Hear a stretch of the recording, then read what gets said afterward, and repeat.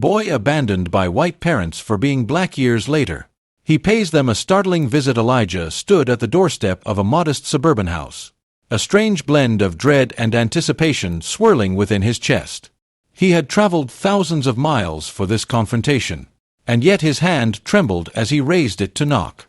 He glanced at the chipped paint of the doorframe and took note of the brass house numbers, the very same ones from his childhood memories. Drawing in a steadying breath, he remembered that 20 years had gone by since he was cast aside. Now he was returning to the very place where, as an infant, he had been labeled an unwanted burden. Elijah was born unexpectedly as a black child to white parents, Margaret and Thomas Baker. A rare genetic occurrence led to suspicion and rejection within their conservative community. Even with genetic proof of parentage, the Bakers struggled to fully accept him. Fears of social judgment and damaging rumors drove his family to prioritize appearance over acceptance, deepening Elijah's feelings of isolation in their small town. When Elijah was 3, Margaret and Thomas suddenly relinquished him to local child welfare services. The older children observed quietly from the porch that day as a social worker led Elijah by the hand to a waiting car. There were no tears or goodbyes from his parents, just the gentle cries of confusion from the boy, who believed they might eventually come for him. They never did. For a year, Elijah bounced through various foster homes until a couple named Martin and Cassandra Jefferson welcomed him into their lives. They were an interracial couple with big hearts but little money, who saw beyond the trauma in Elijah's eyes and recognized the intelligence and gentle spirit that lay within him. Under their care, the boy thrived. He discovered a love for reading and mathematics, and more than anything, he developed a thirst for acceptance. At age 6, the Jeffersons moved to a diverse neighborhood in the city, and Elijah blossomed in school, forging friendships across cultural boundaries. Teachers praised him as gifted, but also noted his deep scars of abandonment. When asked about his birth family, he would shut down or change the subject. Over time, however, he found healing in the Jefferson household, which adopted him legally when he turned 8. From that day on, he embraced their last name, letting go of Baker. Yet as he grew, so did his curiosity about the people who had cast him aside.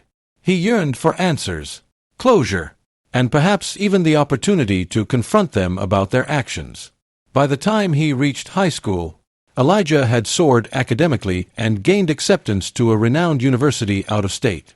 There, he encountered others with extraordinary backgrounds, each with stories of adversity and resilience. One day, a sociology professor learned of his abandonment and told him that sometimes, the hardest journey is the one back to your roots. She reminded him that if he wanted to heal or find meaning in his experiences, he might eventually have to face the people who caused his early trauma. After graduation, Elijah earned a fellowship that allowed him to travel and conduct field research in various communities worldwide. He learned about diaspora, the complexities of race and identity, and how families splinter or come together under societal pressures. Each new place shaped his perspective, layering empathy onto his anger. Yet one question remained: why had his parents found him so shameful, so unlovable? Finally, after years of searching, he discovered an address that appeared to be current for Margaret and Thomas Baker. With trembling resolve, he decided it was time. Standing at the threshold of that house in Willow Bend, he steadied himself and knocked. The door opened slightly, revealing an older woman with streaks of gray in her hair. Margaret's eyes flickered with uncertainty at the sight of a tall, well-dressed black man on her doorstep. "May I help you?" she asked politely. "Margaret Baker." Elijah responded quietly. "I'm Elijah." He paused, allowing the name to sink in. He witnessed the flicker of realization and the slight quiver in her lips as she recognized the child she had abandoned 2 decades earlier. Stepping backward, she let the door swing fully open, her eyes darting uncertainly as she stammered, You came back." He nodded, stepping over the threshold into the living room, where the walls were lined with family photos, pictures of Margaret and Thomas's older kids, all grown up, smiling in graduation caps or wedding attire. with not a single photo of Elijah in sight. "Where's Thomas?" Elijah asked, scanning the room. The mention of her husband snapped Margaret from her stupor, and she gestured weakly. "He's out in the garden. Please have a seat." Elijah sat on the worn couch, the same one from his childhood memory where he used to crawl up, hoping for a story session that never came. Margaret vanished for a moment to fetch Thomas. The father soon emerged, looking older but not gentler, with gray hair, stooped shoulders, and an expression of annoyance. "What's this about?" he demanded, then froze as he registered Elijah's face. "You're Elijah." A surge of emotion washed over Elijah, yet he fought to maintain his composure. "Yes, I'm the one you gave away when I was 3, he said evenly. The father's lips pressed tight, and he stared in silence for a moment. Margaret crept in quietly, wringing her hands. We didn't have the means," she stammered. "People said things, and we thought you'd be better off somewhere else." Thomas bristled. "We did what was best," he insisted, as if trying to convince himself. "We couldn't handle the negativity. We had to protect our other kids from rumors. We had no choice." Elijah forced calmness into his voice. "No choice? You had a choice to love me." He paused, letting the weight of that statement settle. "But you decided my skin made me too big a problem, so you gave me away like an unwanted object." Margaret's face crumpled as tears trickled down her cheeks. "We were scared," she whispered. "We'd never seen anything like that in our lineage. Neighbors judged us. The church refused to baptize you, and we were ostracized." She fell silent as Thomas glared. "You want an apology?" the father snapped. "Is that why you're here?" Elijah swallowed hard. "I came for answers. But I see that all your reasons are exactly what I expected. Fear, prejudice, petty small-town acceptance. My existence threatened your social standing, so you let me go." He exhaled, shoulders relaxing as if releasing a burden. "I'm not here to shame you, though. I just wanted you to see the man I became, the man you refused to raise." Thomas's jaw tightened. "What do you want from us now? Money? Some redemption story?" A vein throbbed at his temple as his voice rose. "We can't take back what happened." Elijah managed a small, sad laugh. "Money? I have a good life now.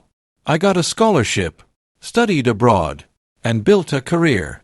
I didn't come for compensation. I needed you to see that I'm not a mistake or a curse. I'm alive, successful, and free of your bigotry." The mother sniffled, trembling on the edge of her seat. "We made mistakes, but you have to understand it was so complicated for me."